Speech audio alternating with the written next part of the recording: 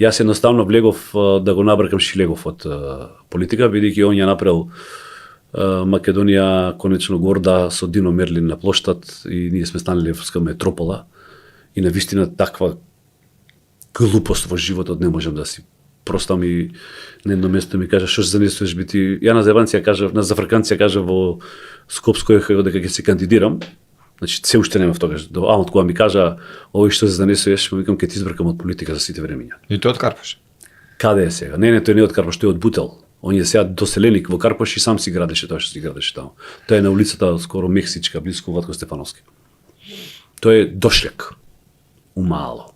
И ако ти била целта тоа, па успеа, не стана он градоначалник, но не знаеш кој дали требаш и да се кажеш можеби што не стана. Не стана он градоначалник, Заев даде оставка и некои работи добија друг тек. За жал и за голема жал, тоа не резултираше на крај со резултат, него со уште катастрофален кандидат, не, завршница.